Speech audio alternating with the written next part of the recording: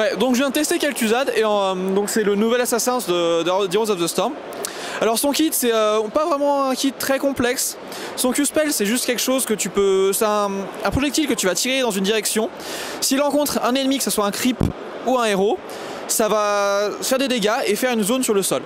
Le Z qui pour moi est le spell le plus intéressant, ça va faire une Nova de Givre à un endroit qui au bout de 2 secondes je crois va proc et donc va, si l'ennemi est au milieu du cercle, ça va le stun.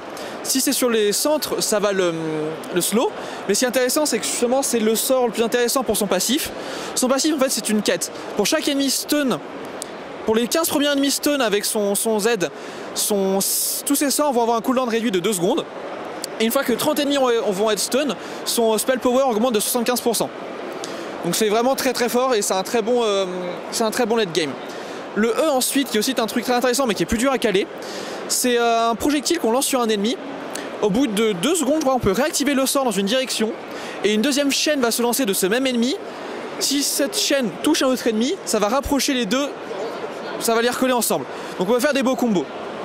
Ensuite, personnellement, l'ulti que j'ai pris, c'est l'ulti qui est global.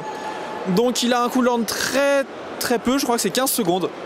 Donc on peut le caster à travers la map.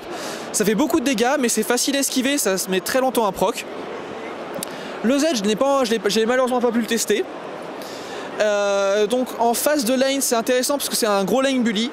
Par contre, dans la game où j'ai testé, j'étais contre une Sonya et un Illidan, et c'était un peu le cancer. Parce que les deux pouvaient...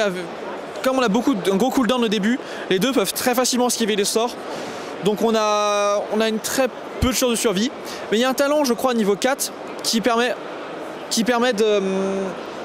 C'est un actif qu'on active. C'est un actif. Et merci Volo, un actif qu'on active. Oui, c'est un actif et que lorsqu'il est activé, les dégâts qu'on l'on prend sont réduits de 75%, les dégâts physiques qu'on prend sont réduits de 75%, et les cibles autour de nous sont ralenties. Donc ça a un cooldown de 25 secondes et ça a une belle zone quand même autour de lui.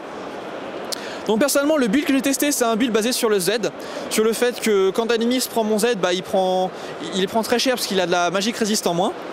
Et du coup ça peut facilement comboter avec l'ulti que je prends. Donc voilà. Et du coup, de manière finale, qu'est-ce que tu penses du perso?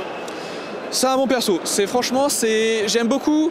Alors personnellement je suis un main tank généralement sur ce genre de jeu ou un spécialiste, mais j'aime beaucoup les mages et effectivement c'est plaisir de voir un mage plutôt cool. Son kit se quand même rapproche un peu de Jaina, c'est quand même un peu le Frost Mage, mais sinon voilà, sinon c'est un très bon perso.